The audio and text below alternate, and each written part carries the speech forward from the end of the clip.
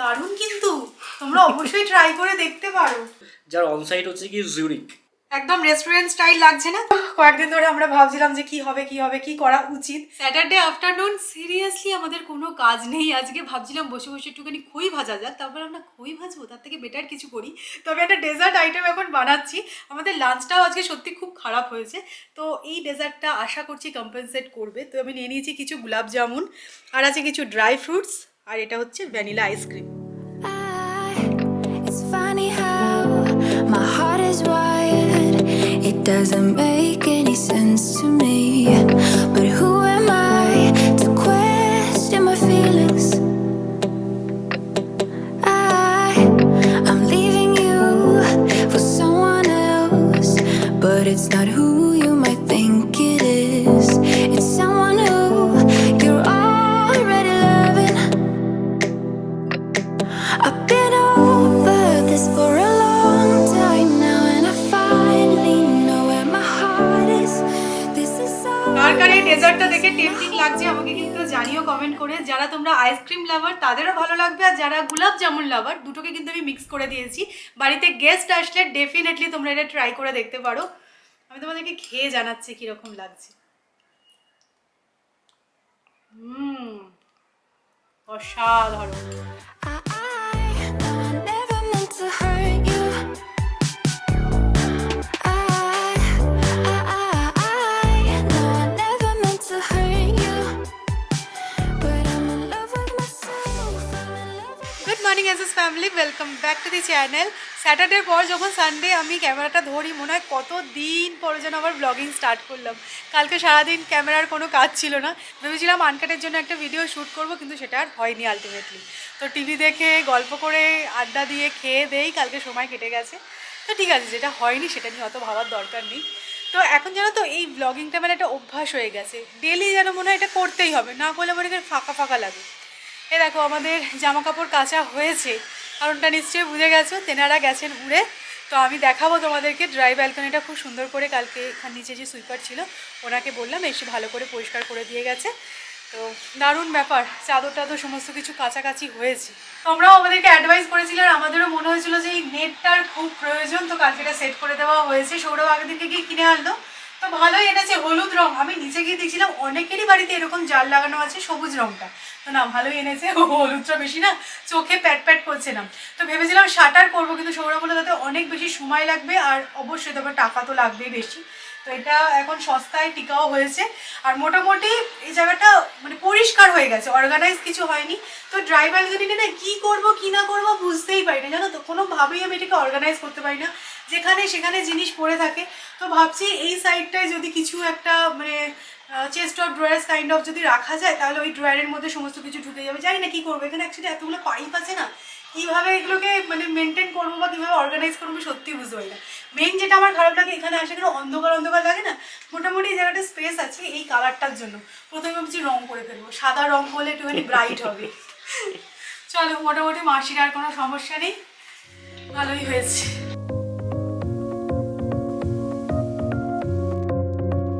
শুরুতেই বলে রাখি, এই এক্সপেরিমেন্টটা যদি সাকসেস হয় তাহলে সুপার হিট হবে, আর নয়তো টোটাল ফ্লপ হবে। তো আমি রিলসে দেখছিলাম যে এটা কেউ বানাচ্ছে, আমি বললাম যে আমি ইমপ্লিমেন্ট করি, যে আলটিমেটলি এরকমভাবে সত্যি কি হয়। তো আজকে আমি বানাচ্ছি ধোসা স্যান্ডউইচ।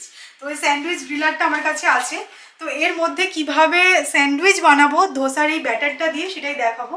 মানে সৌরভও খুব এক্সাইটেড। আমি দেখো অল্প করে পুর বানিয়েছি, কারণ বুঝতে পারছি না তো যে মানে সাকসেস হবে না ফ্লপ হবে, দেখা যাক।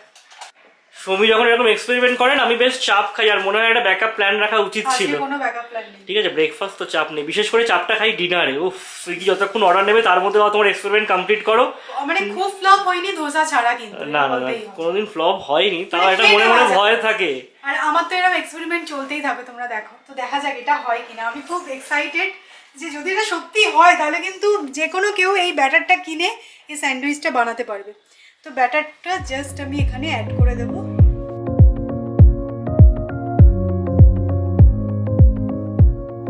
ব্যাটারটা দেখো ভালো করে স্প্রেড করে দিয়েছি। এবার আমি গ্রিলারটাকে অন করছি, আর ওপর থেকে 2-4 ফোঁটা তেল আমি স্প্রিঙ্কল করছি। এবার দেখা যাক হয় কিনা।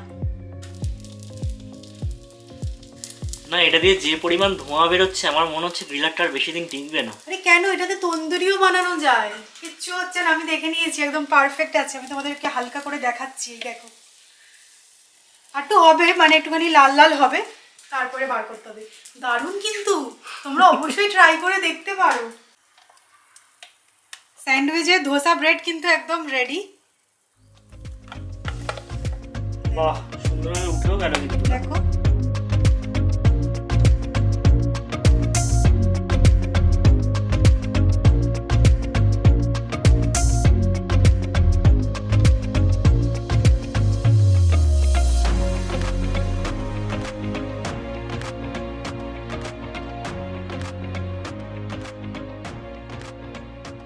আবারও অল্প সময়ের জন্য আমি গ্রিল করব যাতে চিজটা মেল্ট হয়ে যায়, আর এই সময় একটুখানি বাটার অ্যাড করো, ভালো লাগবে খেতে।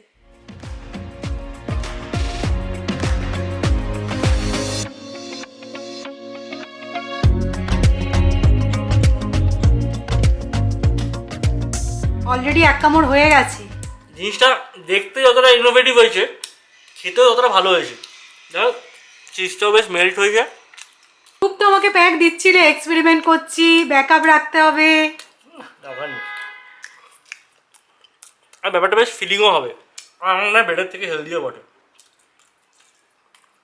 তো এখন এই অপরাজিতা গাছটাকে নিয়ে সৌরভ যাচ্ছে নার্সারি, কারণটা তোমাদেরকে বলছি, বলে দাও সবাইকে কি কারণ। অ্যাকচুয়ালি এটা না একটা সাপোর্ট লাগবে, আর কি হ্যাঁ। সাপোর্ট দেবো আমরা বুঝতে পারছি না। আর সাপোর্ট পাচ্ছে না বলে না, এই দেখো এগুলো না শুকিয়ে শুকিয়ে মতন যাচ্ছে। আমি ভাবলাম যে ওইখানে নিয়ে যাই নার্সারিতে, ওরা কিছু একটা ব্যবস্থা করে দেবে। আমাদের কাছে লাঠি ফাটি কিছুই নেই, কিচ্ছু নেই। যাও। আর দেখো নিচে কি সুন্দর পাতা বেরোচ্ছে, এই যে সারটা দেওয়ার জন্য কাজ হয়েছে, কিন্তু যতক্ষণ না কিছুটা সাপোর্ট দিতে পারছি এর ভবিষ্যৎটা অন্ধকারই থাকবে।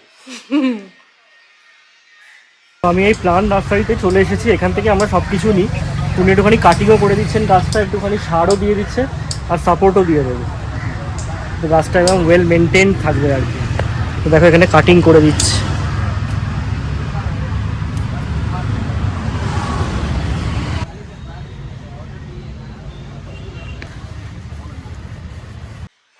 দুটো মুসম্বি লেবু থেকে এইটুখানি মাত্র জুস বেরোলো। যাই হোক, তোমাদের একটা ভালো খবর দিই, আমাদের সোসাইটি থেকে কালকে ডিসাইড হয়েছে যে আমাদের ডেলিভারি বয় এবার ডোর স্টেপে এসে ডেলিভারি দেবে। এতদিন কী হতো, আমাদের নিচে গিয়ে সিকিউরিটি অফিস থেকে গিয়ে নিয়ে আসতে হতো। তো যাই হোক, কালকে আমাদের কিচ্ছু আনানোর ছিল না। সৌরভ এত অসভ্য, বলে আজকে আমি নেবই, এত দিন এত বিরক্ত লাগতো নিচে গিয়ে গিয়ে নিয়ে আসা।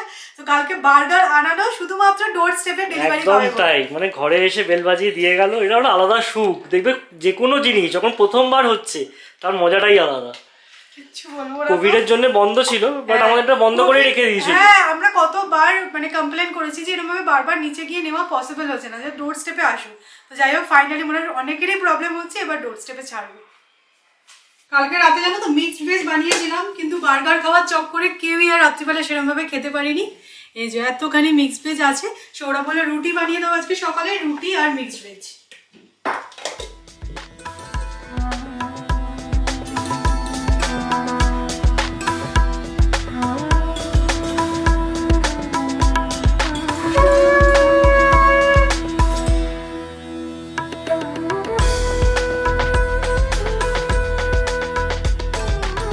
সন্ধে হয়ে গেছে, পুজো দিয়ে এই যে চা বানানো হলো। তো আজকে যেন তো বেরোনোর কথা ছিল, কিন্তু দুপুরবেলা আমরা ইচ্ছাই করলো না, রেস্ট নিচ্ছিলাম অ্যাকচুয়ালি আমি। তো সেই সানগ্লাস একটা মনে আছে তোমাদের রিপেয়ার করতে দিয়েছিলাম, তো সেটা প্রায় 2 মাসের ওপর হয়ে গেছে, এবার তো আনতে যেতেই হবে, কিন্তু আজকে ইচ্ছা করলো না। আর এ সকাল থেকে আজকে টিভি দেখে যাচ্ছে, খেলা। সকাল থেকে না, দুপুর থেকে। আজকে প্রচুর ইম্পর্টেন্ট খেলা আছে। প্রথমে ইন্ডিয়ার খেলা ছিল, তারপর আর্সেনাল চেলসি ছিল, আর এখন মোহনবাগান মুম্বাইয়ের খেলা হচ্ছে। তো সানডেটা পুরো সর্টেড হয়ে গেছে আমার। এই যে বসেছি এদিকটা পুরো নেমে গেছে একটু সোফার, জানো তো। চা সেবন করুন এবার।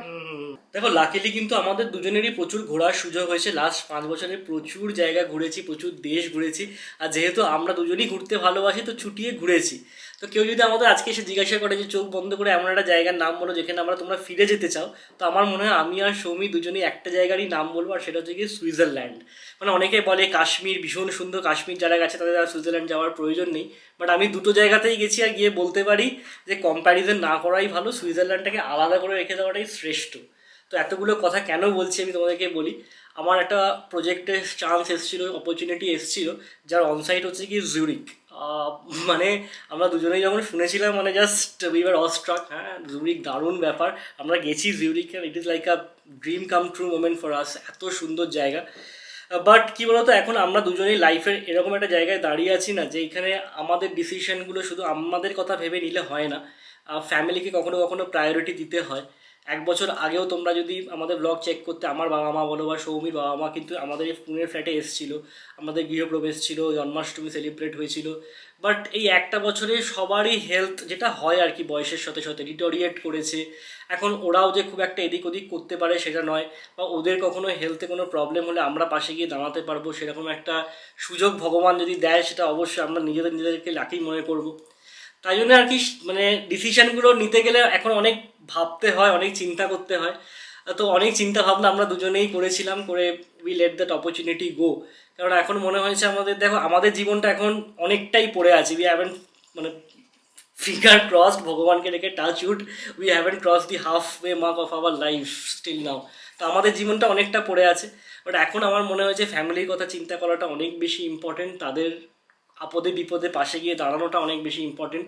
এইসব ছোটোখাটো ডিসিশন, ছোটোখাটো অপরচুনিটিস এগুলো আসতেই থাকবে। তো সৌমি যখন আমার মানে আগের বার সুইজারল্যান্ড থেকে আসছিলাম, আমাকে একটাই কথা বলেছিল যে পারলে সৌরভ কখনো সুইজারল্যান্ড আবার ঘোরাতে এল।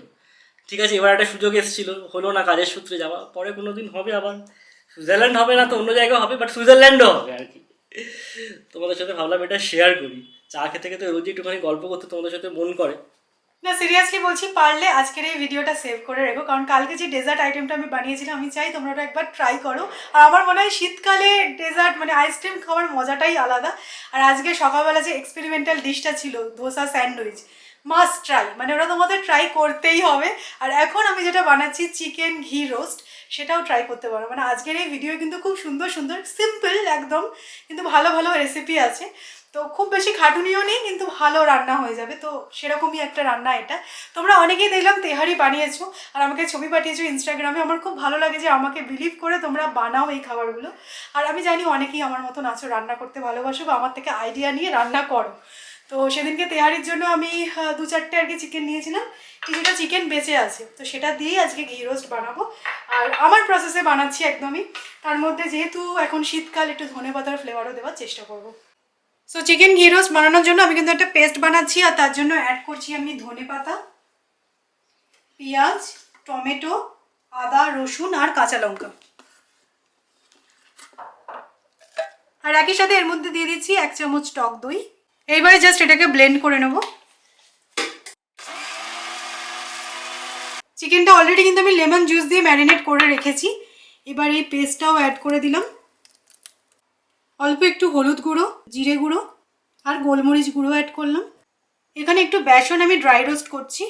ড্রাই রোস্ট করে নিলে বেসনের রস স্মেলটাও চলে যাবে। এবার এই বেসনটাও এখানে অ্যাড করে দিলাম। আর লাস্টে দিয়ে দেবো স্বাদ মতো নুন। আমাদের ডিনার করতে এখন দেরি আছে, তাই কিছুক্ষণের জন্য এটাকে ম্যারিনেট করে রেখে দিচ্ছি। জাস্ট ফ্রাই করব, ঘি আর তেল মিক্স করে ফ্রাই করলেই কিন্তু রেডি। আর চিকেন বুঝতেই পারছো, যদি ম্যারিনেট করে রাখো বেশিক্ষণের জন্য এমনিই ওটা সেদ্ধ হয়ে যাবে, সেদ্ধ করারও খুব বেশি ঝামেলা নেই। যাই হোক, সৌরভ যেটা তোমাদেরকে বলছিল, কয়েকদিন ধরে আমরা ভাবছিলাম যে কি হবে কি করা উচিত, কিন্তু আমার মনে হয় লাইফে প্রায়োরিটি সেট করে নেওয়া উচিত যে এখন কোনটা প্রয়োজন। পরে অপরচুনিটি ডেফিনেটলি আসবে, তখন দেখা যাবে। তো এটাই আর কি ব্যাপার।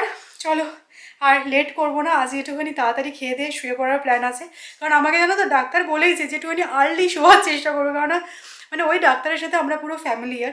তাই আমি বলছিলাম যে এই সমস্ত কাজটা বলছি না, এখনকার জেনারেশনের এটাই প্রবলেম, তাড়াতাড়ি যেন শুয়ে পড়া হয়। তো যেদিনকে এখন সুযোগ পাচ্ছি, যেদিনকে কাজ থাকছে না, সেদিনকে ডেফিনেটলি তাড়াতাড়ি শুয়ে পড়ারই চেষ্টা করছি। অলরেডি একটু সানফ্লাওয়ার অয়েল আমি অ্যাড করেছি, তার মধ্যে দিয়ে দিলাম ঘি। কিন্তু লো ফ্লেমে চিকেনগুলো ফ্রাই করবো।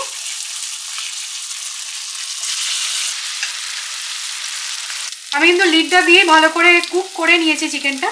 এবার গ্যাসের ফ্লেমটা বাড়িয়ে একটু ফ্রাই মতন করব।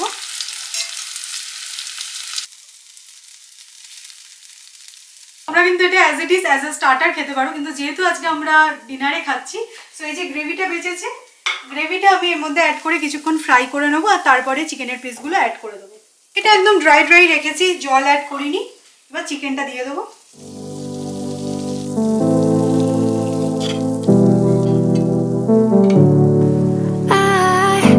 It's funny how my heart is wired. It doesn't একদম রেস্টুরেন্ট স্টাইল লাগছে না? খেতে কিন্তু খুব ভালো হবে, কারণ দেখতে যেহেতু ভালো হয়েছে। আর যে ইনগ্রেডিয়েন্টস পড়েছে বাজে হওয়ার কোনো জায়গাই নেই। Who am I to question my feelings? I'm leaving you. এই চিকেনের প্রিপারেশনটা রুটি দিয়ে খেয়ে এটার অপমান করা হতো, তাই বানিয়ে নিয়েছি একদম কম তেল দিয়ে পাতলা পাতলা করে, পরোটা জমে যাবে একদম অসাম অসাম। এটা যে গন্ধ বেরিয়েছে না, ও Someone else, but it's not who you might think it is. It's someone who you're already loving.